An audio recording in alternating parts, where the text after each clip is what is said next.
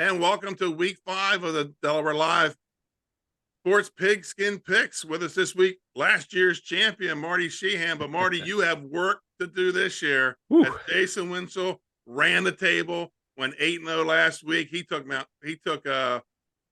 Odessa over Sussex Tech, and that was the game winner. Yeah, that was impressive. I didn't have Odessa, and I give them all the respect. I didn't give them a chance in that game. I thought Sussex Tech looked really good, and boy, Odessa was just they were loaded for bear in that game. Yeah, I have to shout out to Odessa myself, tip of the hat. I didn't give you guys a chance in that game. You took Sussex Tech behind the woodshed, and as Donald Duck says, everybody laughs at the duck, right? So let's start with this week, and we'll start off with a red clay game. Two teams looking for their first win. It's a 6 o'clock kickoff. Dickinson at AI DuPont for homecoming. Trey Mitchell, who do you got between the Rams and the Tigers?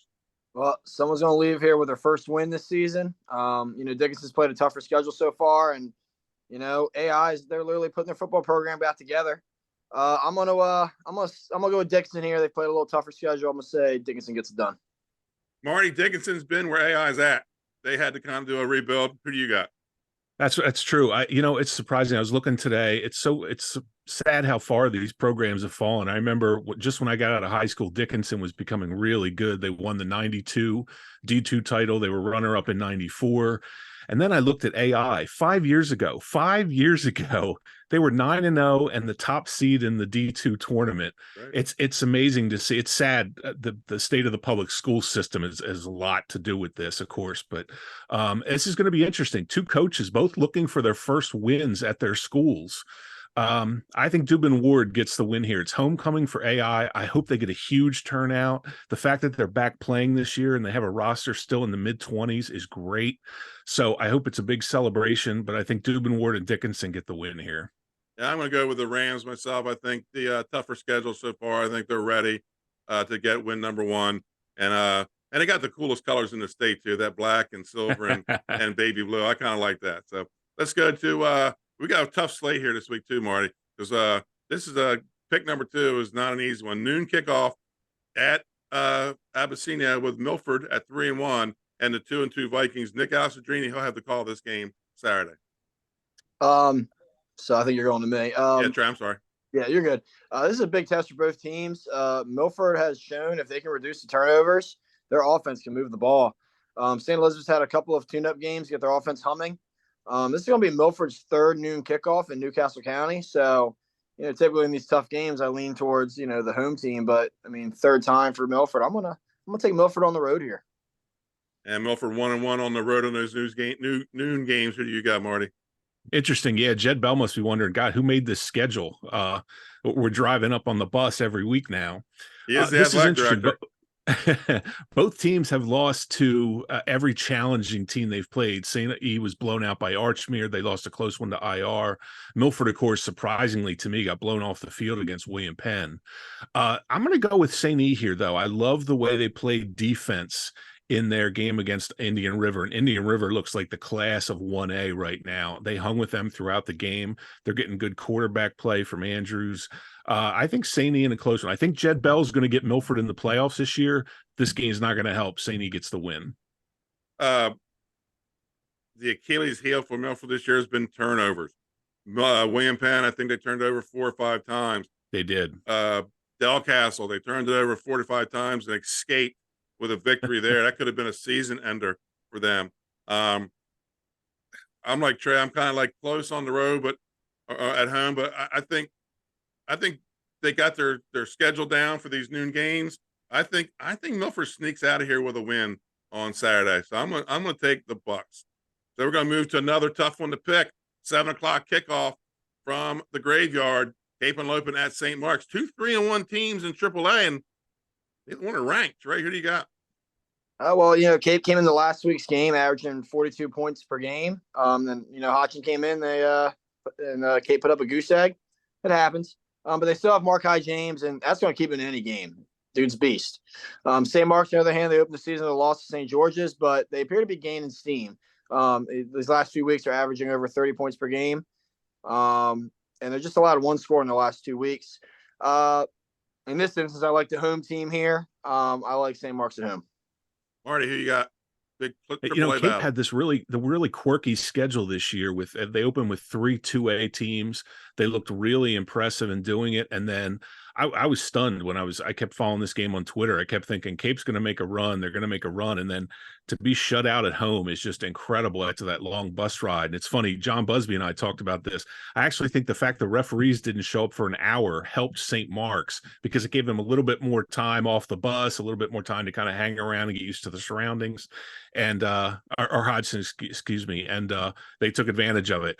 St. Mark's has looked good since that St. George's game. I really thought that might be a huge loss for them because they were up 9-0 at halftime. The Campbell brothers are playing really well. Keegan Barnes is running the ball really well. The key for St. Mark's, though, is going to be line play. The offensive line is playing great. The defensive line is getting better. I think that's going to be the difference. Markai James is the guy for Cape Henlopen, but what we've seen is if you can shut him down, and that's what Hodgson did last week, they have a really tough time moving the football. I'm going to go with St. Mark's in this one. Again, 2 3-1 teams. I feel like one of these teams is not going to make the playoffs. They're on that bubble. I think one of them doesn't make it. And this could be the game that they go back and go, wow, if we could just won that week 5 game, because they both still have the meat of their district schedule coming up. Because district or class 3A starts next week. So big game for both teams. I'm not going to say must win, but put it in the like to win column as we get down the road. It's going to be played on grass. We've all seen what can happen with that St. Mark's field. I think that kind of slows down the Cape running game. I'm going with St. Mark's as well at home in a close one. I think this is going to be a little closer contested than Cape had last week with Hodgson. Let's go to another AAA game. 3-1 Sussex Central travels to 2-2 Appoquinimink. Sussex Central ranked number 5. Appoquinimink ranked number 6 in our Delaware live rankings. Trey Mitchell, who do you have? Well, I think this is a dangerous game for Sussex Central. They've been winning games, but they're winning them close. And Appo's not a team you want to let hang around. I think Appo's going to try to test Central through the air. But, over the years, watching Central, I think they're in close games. Their defense finds a way to step up and, limit the scoring and find a way to win the game. I'm going to take Sussex Central. Marty, who do you have? The Knights are leaving the castle for a road trip. Who do you got? That's right. This is an interesting game, too, because Sussex, first of all, these teams haven't met since 2018. Appo still looks like they're adapting to the Postum economy offense. And Jaden Glover has done a really nice job on the ground for them. The problem is they've been outscored 98-23 against Dover and Smyrna. They're really struggling against the better teams. SC in the meantime was in a dogfight with 2A Laurel and 2A DMA. Gabe Cannon is playing well. Kevon Moore Brittle is really good. I just feel like the Appo air game in this one is going to be the difference. This one was a real toss up for me. I'm going to go with Appo and in a close one, a touchdown through the air late. Yeah, I think this game now down is going to be close because that's how Sussex Central plays. When they're in the big games, they play close. I think Appoquinimik's ability to throw could change this game, but also, as I said on the show last night, Sussex Central's ability to keep you from having the ball. They do a really good job of playing keep away with the wing tee offense. Coming into this season, they didn't have a single returning offensive starter. They were replacing 11 guys on offense, and now we're going into game number 5 with this unit together. This is when I went back and forth, and I'm even though they're ranked a little higher, I think Central's under the gun on the road, but I'm going to give Central close victory. I think it's going to come down to some type of turnover, be it a fumble recovery or an interception. But I am not going to be shocked if Appo pulls it. This is another week. This is another game that these two teams may look back on in November and go, man, I wish I had that one. Agreed. But I'm going to take Central in that because I have to go there next Friday. So let's go to another really hard one to pick. It's a 2:00 kickoff at Wilmington Friends. It's Howard and Wilmington Friends. Howard, number 4, undefeated Wilmington Friends are on a 16-game win streak. Trey, who you got with the number 3 Wilmington Friends?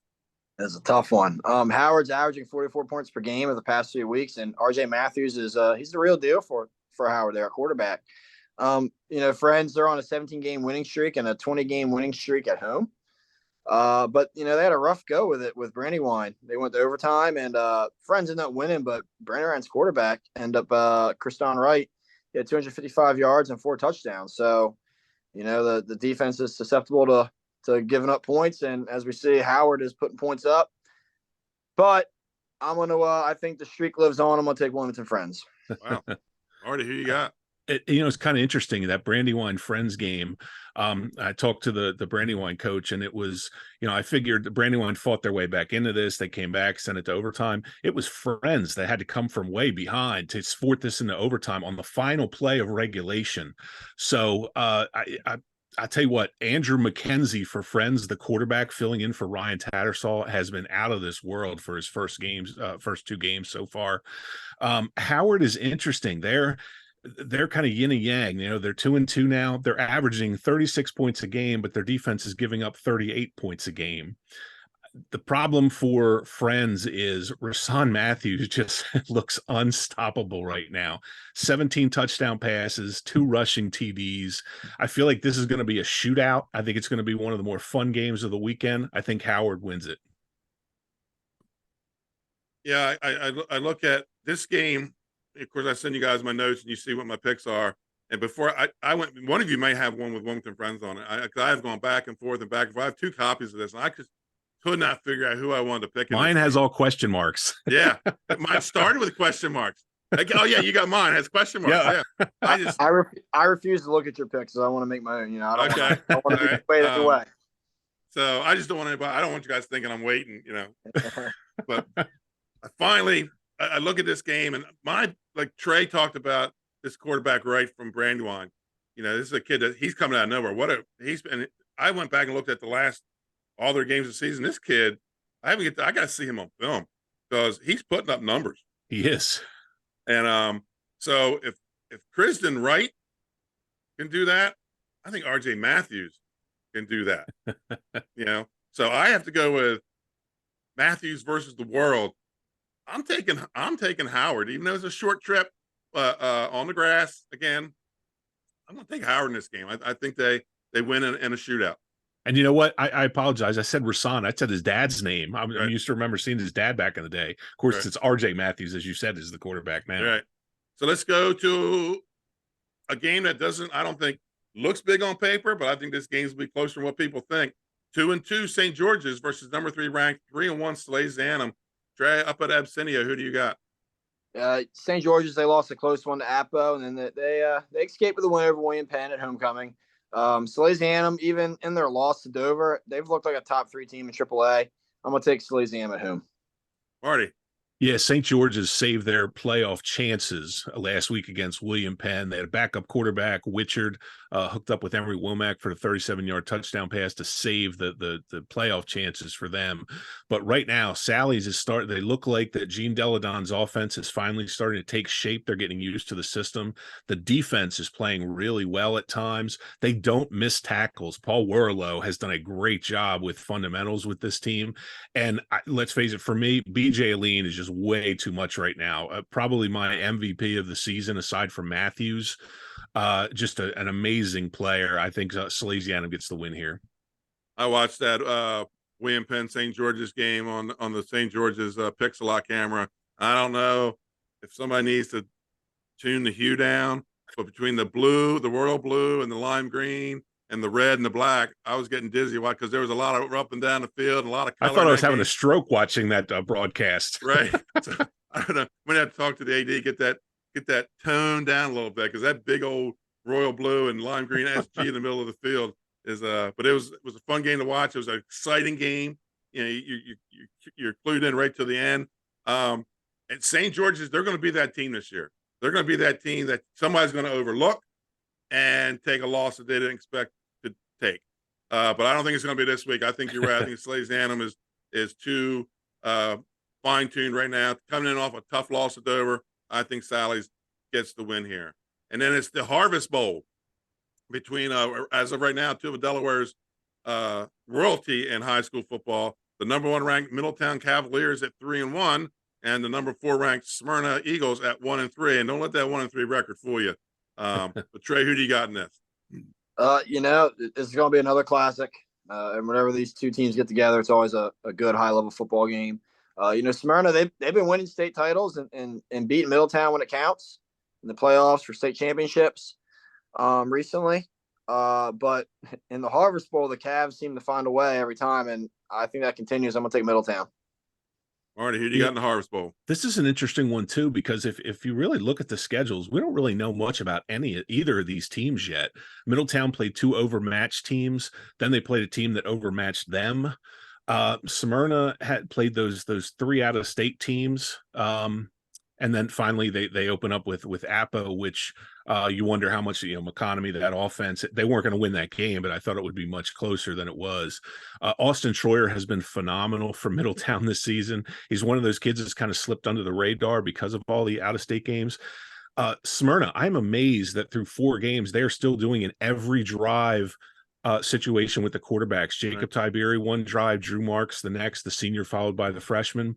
Phoenix Enriquez has done a phenomenal job on the outside for them. I just think Austin Troyer's experience and the Middletown defense, Smyrna's defense still a little suspect right now. I think Middletown gets the win. And Glenn Fraser will have the call on this game on Delaware Live Sports. It's funny. It's a funny thing with Smyrna this year. Usually week 1, we have a name. It's a Nolan Henderson. Pick a right brother. It's always there's somebody that is the guy. And this year we're in week 5 and we're just now picking up who the guy might be. So it's more of a Smyrna team effort this year, which I think it makes them a little more dangerous. Although those names I mentioned, they were hard to stop anyways if you keyed on them. But I think Middletown gets this done. I think they get. I don't know if it's a blowout, but I think Middletown wins comfortably. And like you said, Marty, the quarterback Troyer, I think makes a big difference in the game. Just experience and just the ability to strut on the field, with your chest out. I think Middletown gets this game. So we go to the final, the game of the week downstate, and it's an Old Henny South game. It's number 2 ranked Laurel traveling up to Woodbridge. Laurel 2-2, Woodbridge 3-1. Trey, who do you got? You got 2 really good running teams. They both have good defenses as well towards the run, against the run, I mean. And this game could come down to who can throw the ball successfully. It is Woodbridge's homecoming, but I think I'm still leaning with Laurel here. Number 2 Laurel coming into Woodbridge. I'm gonna go Laurel. Marty, who you got in the Western Sussex County battle? Yes, schedule strength-wise, Laurel has played the far more difficult schedule. They've played 2 3A teams. They've already played the top team in 2A in Caravel. Woodbridge beat 3 overmatched opponents and then was just absolutely destroyed by Howard and RJ Matthews. I think they're going to get strong performances. That is Laurel from Kobe Shockley. Xavier Limehouse has done well. I think they wear down this team and win going away in 4th quarter. I have Laurel in this one. Interesting thing about this game is, like Trey said, the passing game, if there is a passing game, will make a difference. These are 2 run-strong offenses, 2 run-strong defenses. I could be packed up and back home by 9:45 if this goes the way I think, if they run the ball like I think they will. I think, again, Laurel's tougher schedule, and the Class A royalty, the 2-time state champs, I think that means something. I think that, they walk on the field as a different team than they did 4 years ago. 2 really good coaches. Joey Jones, the former quarterback at Salisbury, running that Salisbury double wing offense. Marvin Dooley running the pistol, but he runs a lot of different formations out of that, and it's hard to see where he's coming from. I think it comes down, and then you got Laurel. They're like a Sussex Central. They march down the field and they punch it inside the 5.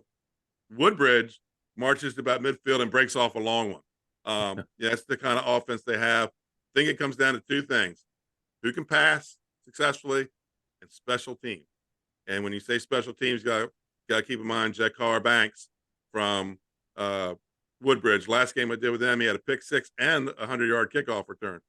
But I'm going to go with the Laurel Bulldogs on the road. I think the conditions are just right for them. They're back in the familiar surroundings in the old Henlopen South, and I think Laurel. It's probably going to be low scoring because these 2 teams traditionally play low scoring games, with the exception of last year. Laurel got the big blowout, but I've done a lot of these games. I've done a 6-0. I've done a 10-7. I kind of expect a low scoring game, but I kind of expect Laurel to be in control of that low scoring game. So I'm going to take the Bulldogs. Marty, what game this week, even if we didn't pick it, has your eye? You know what? It's really the Howard Friends game. I think I'm really impressed by Friends again playing without Ryan Tattersall. I'm not sure what his status is for this week. Howard is getting it done on offense. If Howard is going to win games, it's going to be on the strength of their offense, because their defense has a number of holes right now. I'm sure Coach Ritter's going to get those sewed up fairly quickly. But I feel like this is a huge game confidence-wise for whichever team comes away with this. As you guys said, huge winning streak for Friends. I actually think, going back to last year, I think they're at 26 of 27 now that they've won. It's just an amazing run that they've been on. But I think Howard gets this one, but I think this is going to be a phenomenal game.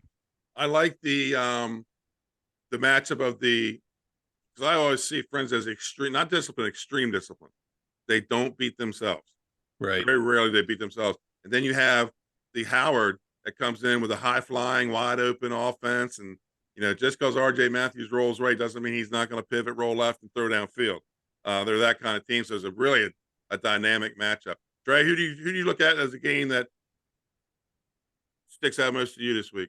I'm always interested in the Harvest Bowl, especially this season. With we haven't. You guys made a good point. Like, we don't really know about Middletown Smyrna. We know they're good.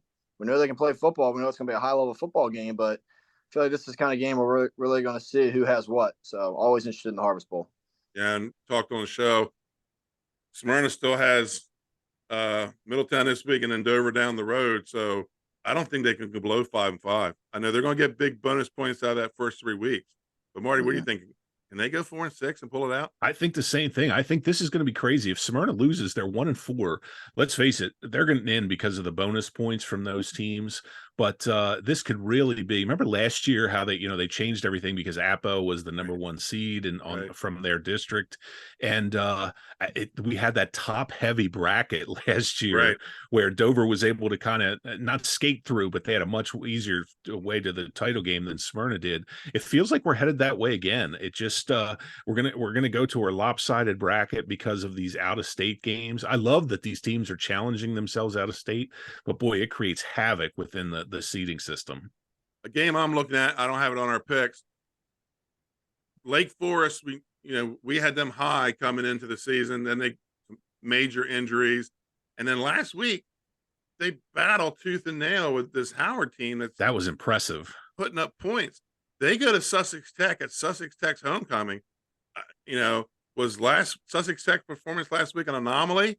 I think, again, Sussex Tech and Lake Forest, they could be looking at that 8th spot in a AA state tournament. I'm telling you, there's going to be 8 good teams in the AA tournament. We go back to that year that you said AI was number 1 seed. Remember, they lost that opening game. They did to Tower Hill, the 8th seed. Yep. Right. So it was 1 year to Tower Hill and then 1 year to Del Mar. Yeah, that's right. 2 years in a row they lost as the number 1 seed. So that's how I call AA the Wild Wild West. It's just put the 8 teams in, Yahtzee Cup, let them roll. Yep. So, hey, Benny, I was watching the show last night, and I picked up on your thing. Are these the earliest senior nights we have ever seen? Yeah, I think that's a COVID reflex. I thought that was a great point. I never even thought about that. Because there were some teams last year that did it first. Yep. To avoid the COVID shutdown. So, I think we're starting to see, and I think that's a good idea, because one of your toughest games, your district games, are the back half of the schedule. That's right. And Trey will tell you as a head coach, what do you hate worse, Trey? Parents' night, senior night? Distractions from our not that, I mean, they're good distractions, but as a coach, like I want to do the things that we need to do to get ready to compete. So stuff like that kind of throws us off our way of life going into a match. So yeah. So you're a coach. You got to be out there shaking hands before kickoff, and hoping that the assistants are doing what the assistants are supposed to do. I think they're distractions. I think I like it, moving the senior days up. And I like you said, the out of state games are interesting. I wish they would play here. Everybody has seemed to be on the road this year when they go away. But I think they're good. And I think 2 things. COVID was one. Because I think pretty much your booster clubs and your administration determines those kind of things. And I'm sure coaches are like, yeah, good idea. You know, if I'm Delmar Woodbridge, I don't need senior night on week 10 trying to get in a playoff. Yep. So You know, it's funny for 3A, they don't start their district games till next week. This Right. is the final. Everybody plays everybody from the other district this and then week. they run the gauntlet. Yep. They run the gauntlet. So Should be fun. Marty, big guy to chase there, and Jason Winchell, and you got a tough draw there this week. Of course, you were supposed to be last week, and had some granddaddy duties. That's right. We got you this week, and heck, who knows? You may have been 8-0 last week. We'll see what you do. But again, thanks for coming on. Get folks on Sundays. We do the games on Friday. Marty and John Busby talk about them on Sundays. Usually they get released around noon. It's a great show. I actually got one of the trivia questions as soon as you said it. That's right. I was at that game. I'm sitting there going, I'm twin brothers. I remember that. I was there. So The Bushweller twins. The Bushweller twins, yes. So for Marty Sheehan, Trey Mitchell, I'm Benny Mitchell. We'll see you at kickoff Friday night.